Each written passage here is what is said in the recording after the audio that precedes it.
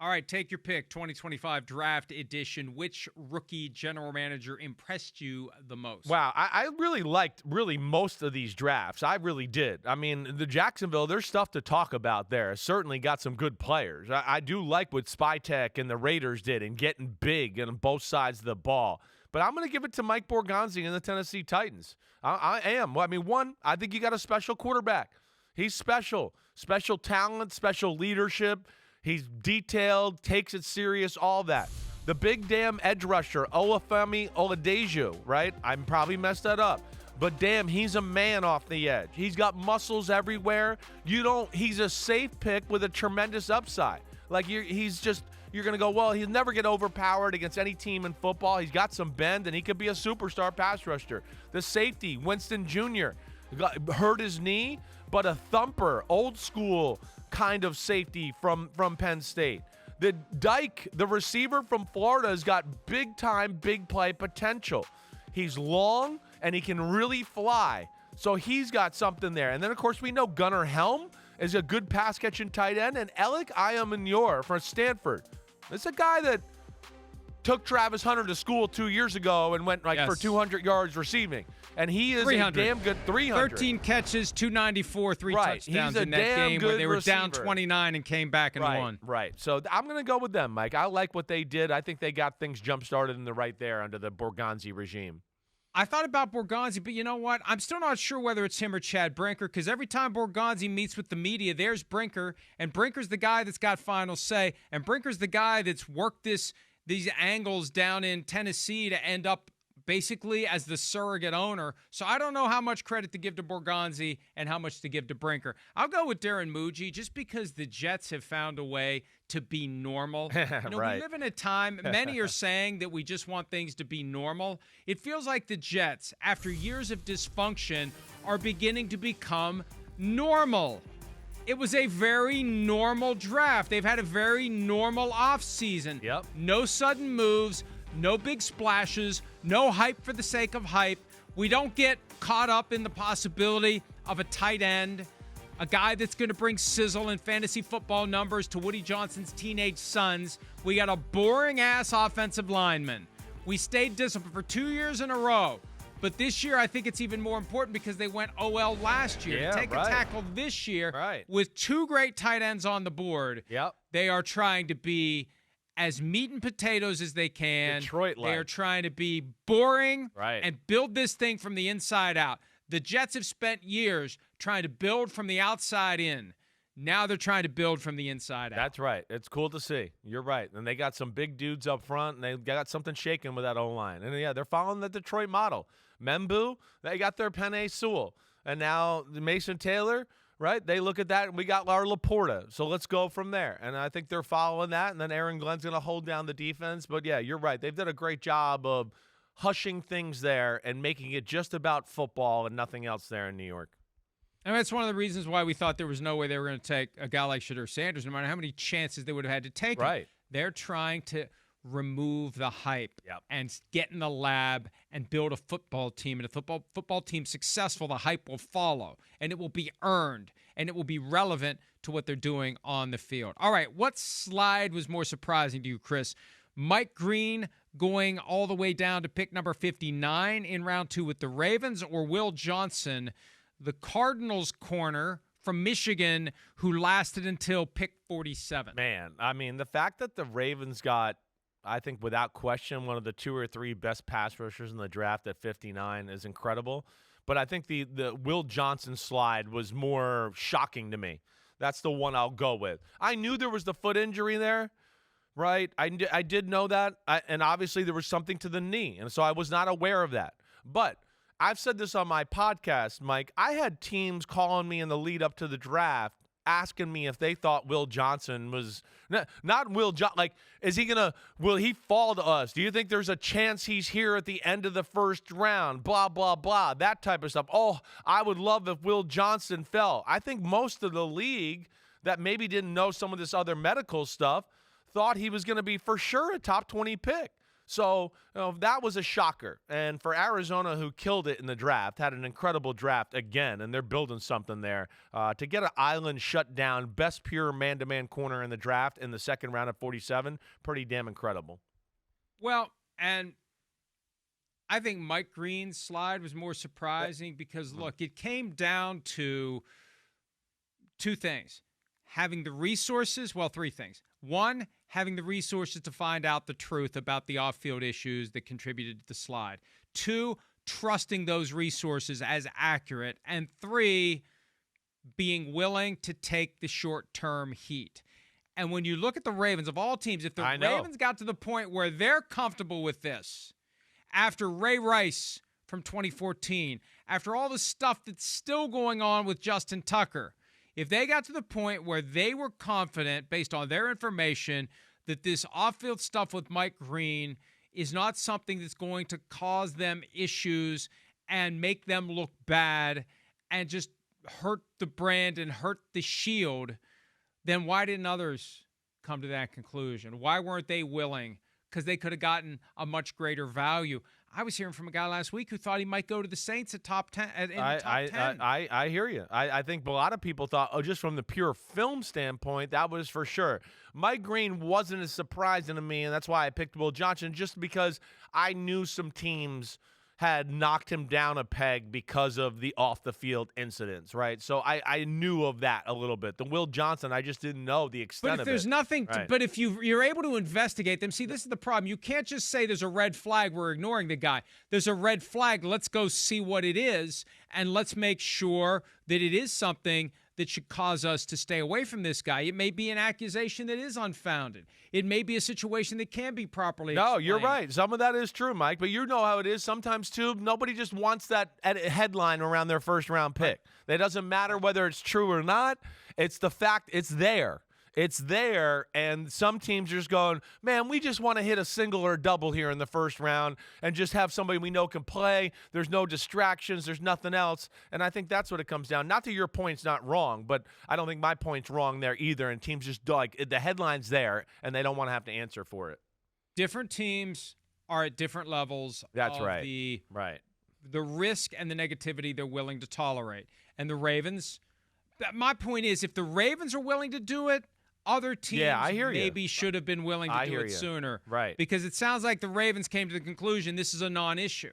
And we don't know the truth. We're not in a position to get to the bottom of it, but they are, and they have the incentive to do it. And the Ravens feel good enough about it that they were willing to do it. And there really hasn't been a lot of blowback on the Ravens. No, there has after not. they took him in round 2. Right. All right, quarterback who should be the happiest with his team's draft. I don't know who I want to go with here. There's 3 that jump out to me in a big way.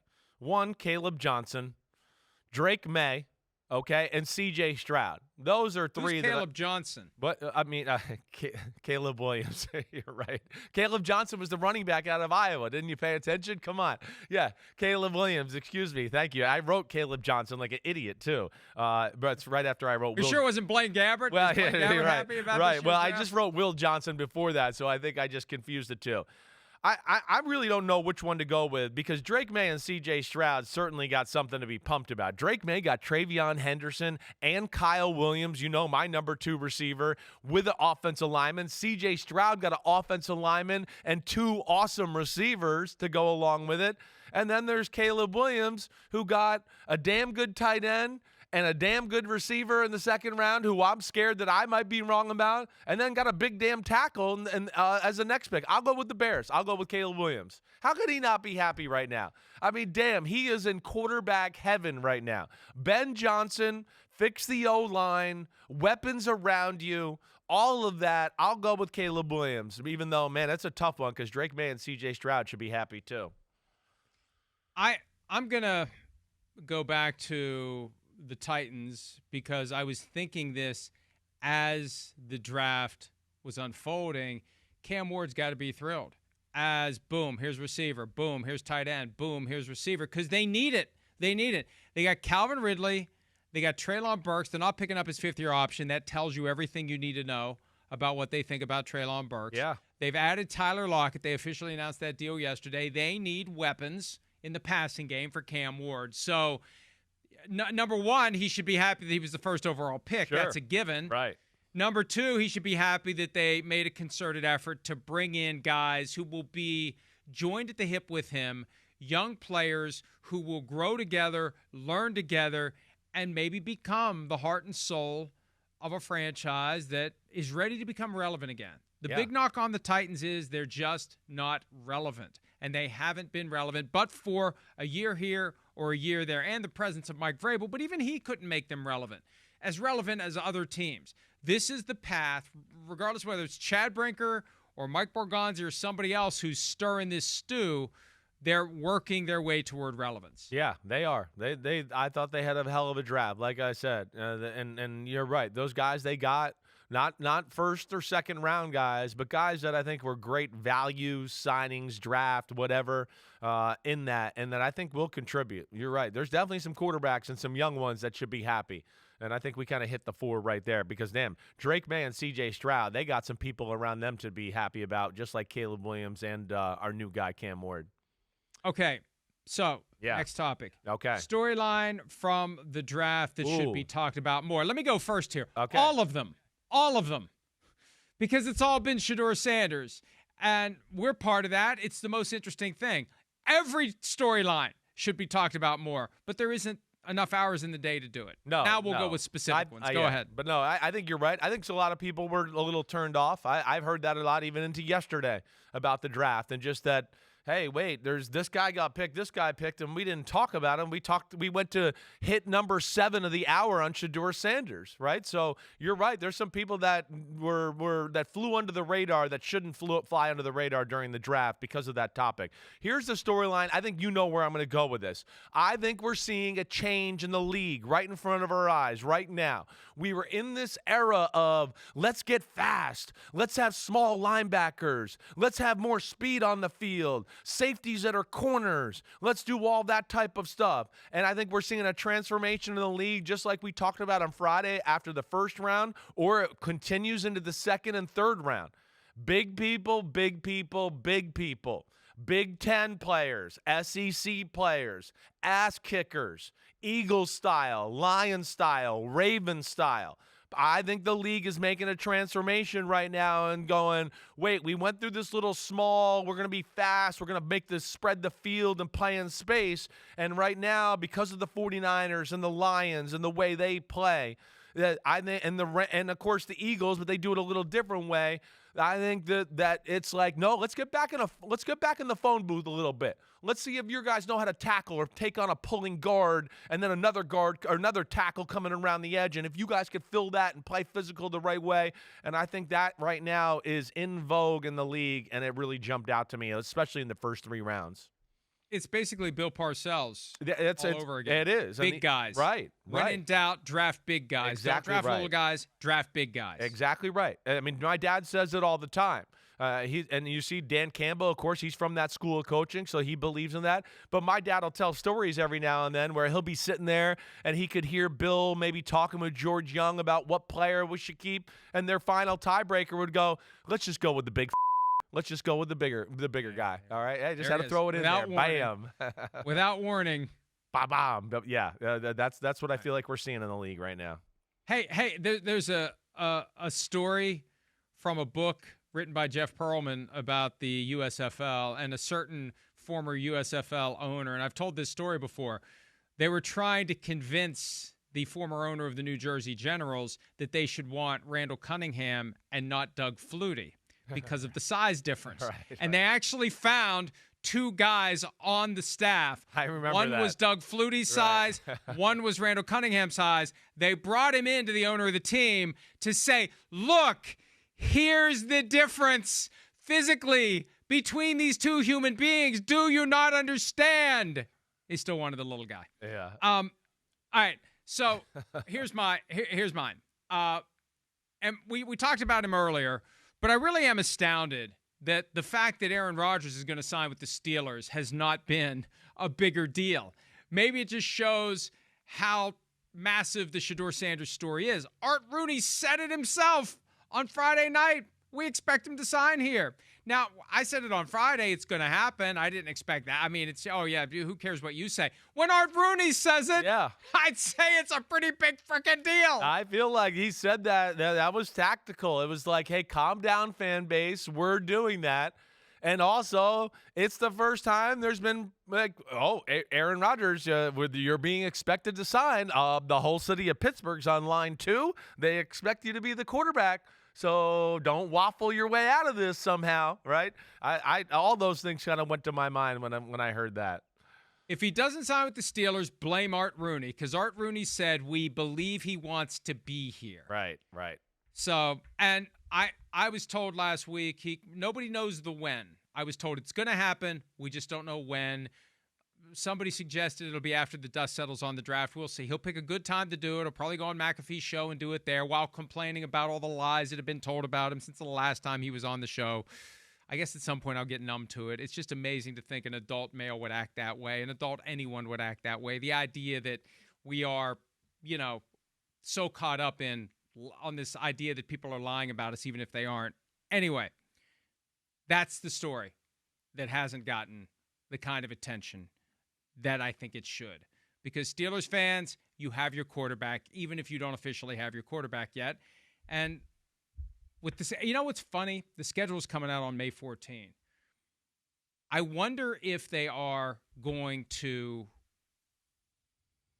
assume he's going to play for the Steelers in coming up with the primetime schedule, or be careful about it, or will it matter since the Steelers are the Steelers? I would expect that the league will have a lean from the Steelers there a little bit. The Steelers, they're still good enough to warrant primetime coverage, right? But, yeah, I would think the league hedges his bet a little bit to go, hey, Rodgers is going to be there. We think they got a chance to be pretty good. Let's do it. I could see Rodgers specifically waiting until after the schedule comes out, just as a middle finger back to them. Because remember the comment last year, Aaron Rodgers owes us? Yeah, which was really a dumb thing to say. Right. I mean, Mike North does a great job. That was a dumb thing to say. But I could see Aaron Rodgers saying, we'll do it May 15. We'll do it May 15. We're close enough now. It's 2 weeks away. We'll just do it May 15. Unless he feels compelled to get in there for the offseason program. And that's just kind of his little petty way to stick it to them. Well, I'm not going to let you know what I'm doing until there's nothing you can do about it as it relates to the schedule. That is completely on brand with Aaron Rodgers. Hi, it's Mike Florio. Thanks for watching PFT on YouTube. Hit subscribe for the latest news and analysis from Pro Football Talk.